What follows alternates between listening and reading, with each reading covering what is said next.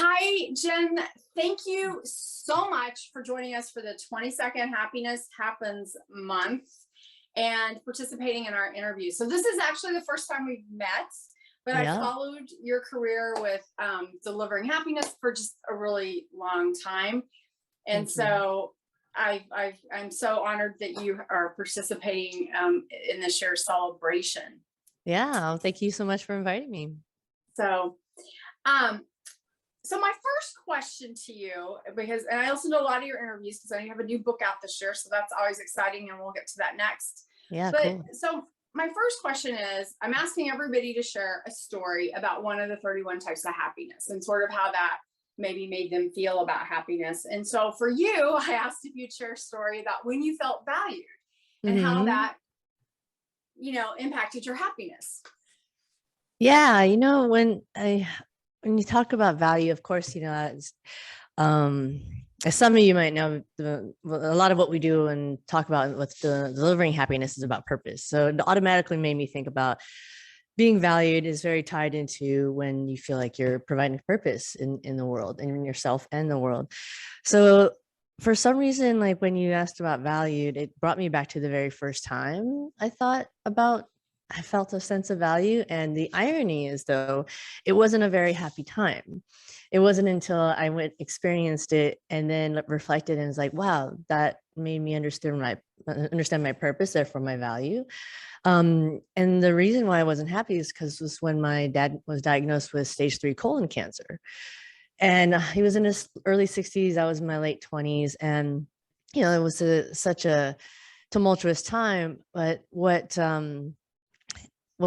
I realized then at that time was that it was the first time I didn't have to ask myself, why am I here? Into that value. Because so basically, long story short, I was supposed to be a doctor. I'm Asian American. I'm supposed to be a doctor, lawyer, engineer. Oh wow, you I did it off.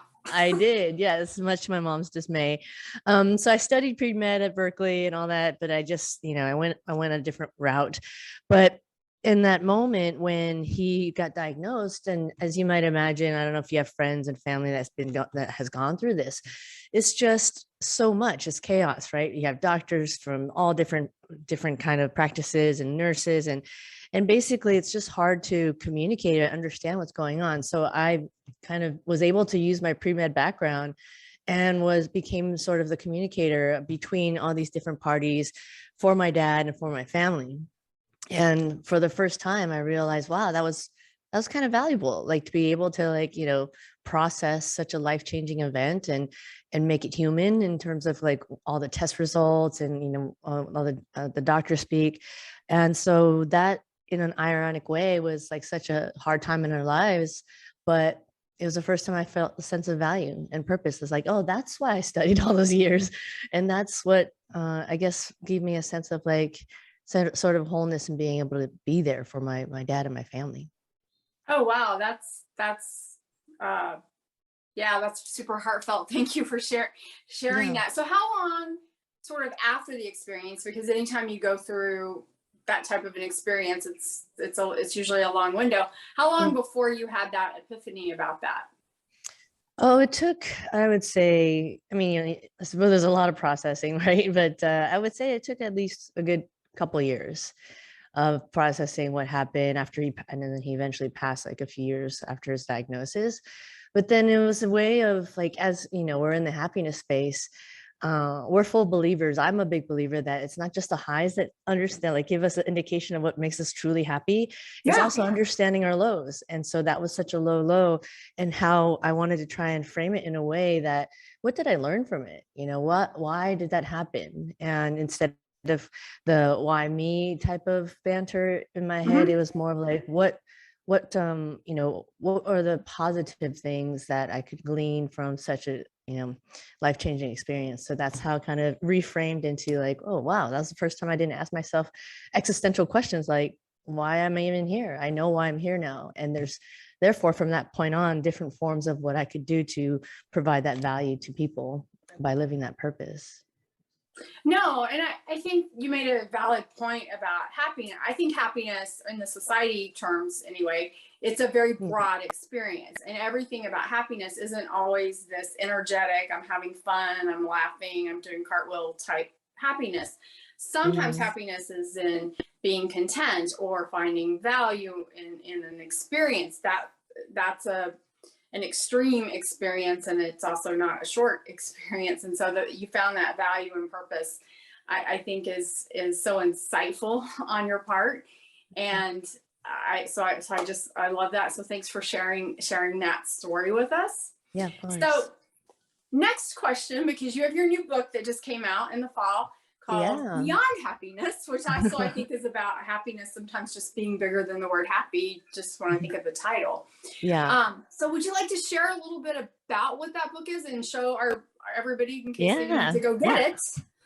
Well, I just happen to have a copy here, Great. but here it is. So yeah, it's Beyond Happiness.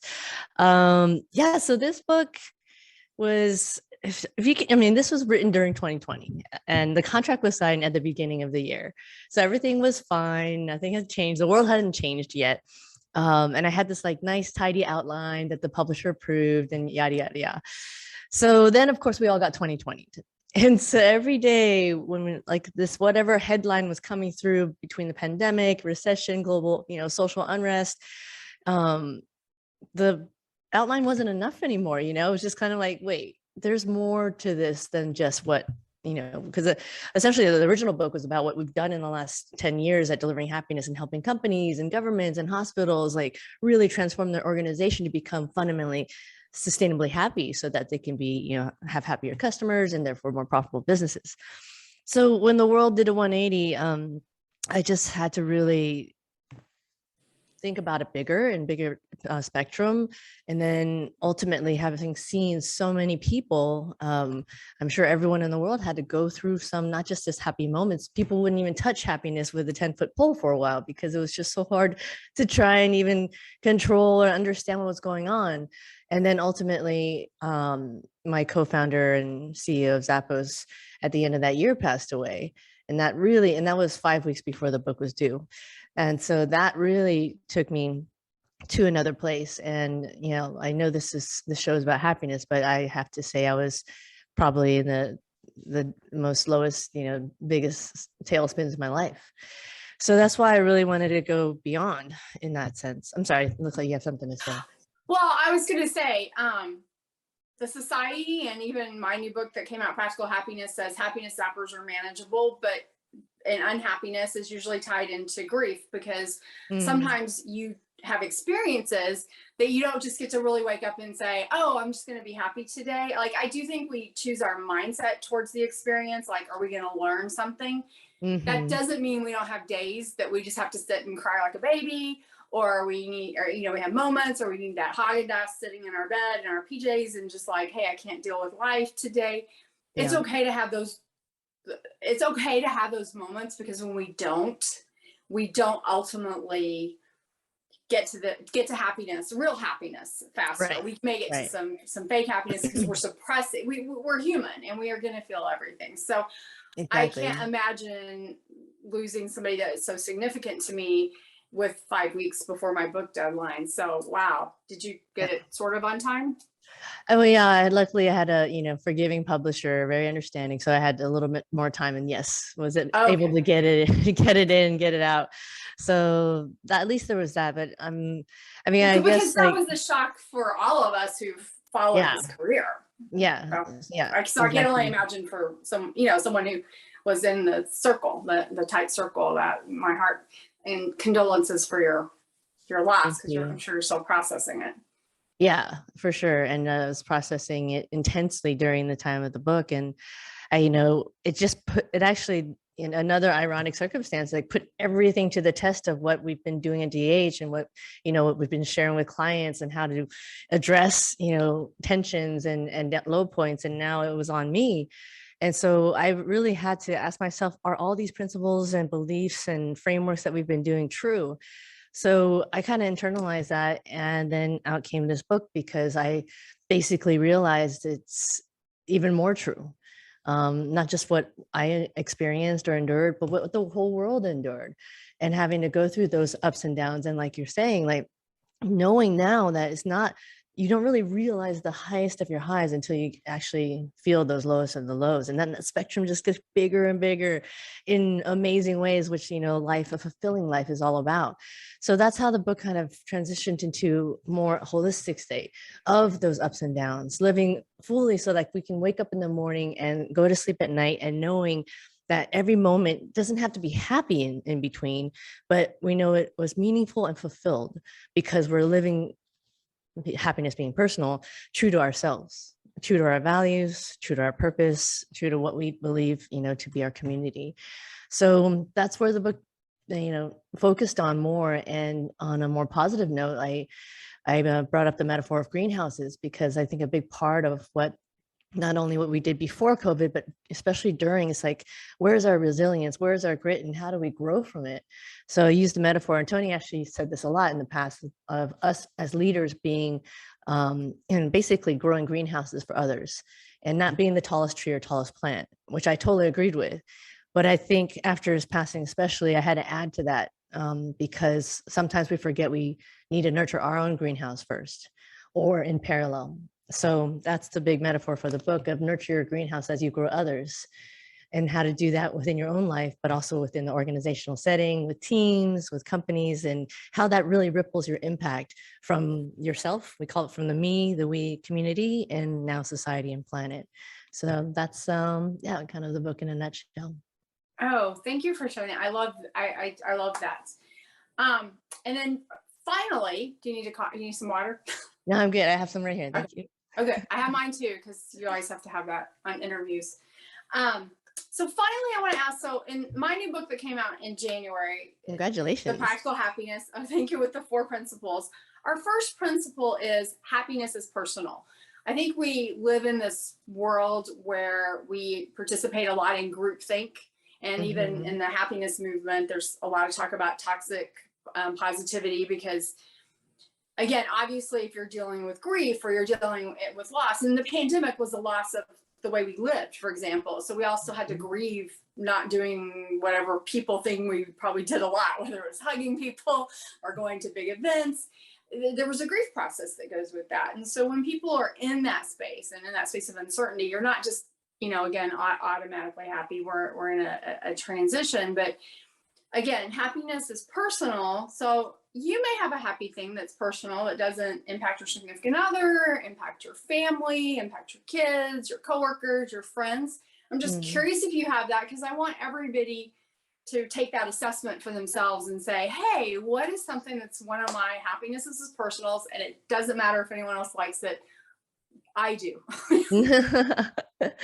Well, I'm thinking champagne is on your list, but I'm just kidding. Yeah. So if you can't see that, it says, does running out of champagne count as cardio? And that went up before COVID, and I tested it repeatedly during COVID, and I have to say it's true. And I think you might agree. So that's definitely one thing that makes me happy: cardio, champagne, making sure I never run out. But the other thing that I think that I've been really working on personally, and just, you know, this whole thing of, people might think it's a 4-letter word of self-care, self-love, right? All that stuff that's coming on about, and how important it is. And now I think, especially at the turn of this year, this is what's making my personal happiness, is like really nurturing that greenhouse, like just doing new things that I may have never done before, to see if that really is nurturing my greenhouse. So as an example, I'm basically surrendering to, like, I'm just going to say yes if it feels good, and I'm not going to overthink it, and I'm just going to do it. So I went on this week-long meditation retreat, and I, just totally went offline. Ended up meditating like 5 hours in one sitting at 4 a.m. in the morning, something I never thought I would have even imagined doing, but I really just surrendered to it. I just said, I'm just going to try it. This last week, I got back from Spain, and I went on this 80-mile trek called the Camino de Santiago. And it was one of those things where it's just like, I just surrendered to, I'm just going to do it. I had no idea it was 80 miles. I had no idea there was going to be thunderstorms and, the weather, the humidity and all the conditions. walking and trekking through mud for like hours on end isn't a form of maybe fun or happiness in some ways, but it really brought me a sense of peace and you know, groundedness in a different way with nature. So I think just the general answer to your question is just like I'm just in this new place where I'm just trying new things, surrendering to like what normally I would have said, maybe I can't, I have work, or you know, I can't be offline that long, you know, all that stuff. But just letting those like that monkey you know, monkey chatter in my mind lie, let it lie, and yeah, explore ways I can keep nurturing my greenhouse in new ways. No, I love that, because we know when we learn new things, that is one of the things that makes us happier. And Yeah. so that often involves the experience of new things. And we may not want to repeat the experience, we may want to repeat it, but it doesn't mean we didn't enjoy it while we were there. And I often use in analogies about happiness, about no one like is sitting around unless you've got massive OCD saying, "Hey, I want to go clean out my garage. That's going to be such a fun Saturday." But having said that, once you actually get on your calendar and you do it, you probably felt relieved that you finished it, which is a type Yeah. of happiness. The next day, when you have to go find something and it's easy to find, you probably felt satisfaction. Most likely, you donated some items, so you felt you got to give to others, and therefore you really experienced three types of happiness in one experience that might not have initially popped into your head as being quote happy, but it Hmm. really the end of the experience it is. So Hmm. Yeah. it's like running the marathon or doing any of that. Like I said, there's pieces of it that don't all fall into the category of happiness, but the overall experience Yeah, totally. And one makes thing us that feel I've good. also, it does, yeah. And one thing I've been learning as well, it's like we're always caught up in the act of like we need to be doing something. But I think what's even more profound in that is that we can just be and be in that moment. So if we're cleaning our garage or running a marathon or on this 80-mile hike, if we're just being, then there's no, you know, sense of like, oh, I should be doing something here. It's just like, oh, wow, I'm just experiencing this. And that to me is another sense of happiness too. Well, no, it is. And actually, we have content is on our 31 type of happiness list. And I say, of course, you probably don't want your recently graduated child in the basement playing video games and being too content with that unless they're a video game designer. But I mean, you want them to have a little motivation to probably get out of your basement occasionally.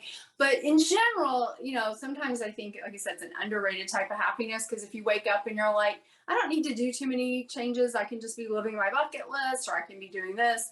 I think that's this wonderful state, you know, state to be in some areas of your life. So, like I said, I think happiness is really this big, broad. It's a lot of feelings that make us feel good, and I sort of define happiness from the more of a philosophical mindset of happiness is when we naturally feel good, and sometimes it's little baby steps. So sometimes if we're having a really happiness zapping type day, that just feeling amused at a cat video might Yeah, might totally. might be like your big happy high of the day, and that's Yeah. okay. Or it's the relief of when you get the kids to bed and you get to sit and sip your champagne, and you're like, I'm binge watching my whatever, and I'm just relieved to get my feet on the coffee table. Yeah, It's a lot of different experiences depending on what happens. So for thank sure. you so much for joining us, and Yeah, thank you for I am having me. looking forward to maybe hopefully more interactions with you guys and keep making the world happier and building that greenhouse. Yeah, I would love it. Thanks for having me and congratulations on everything. Thank you.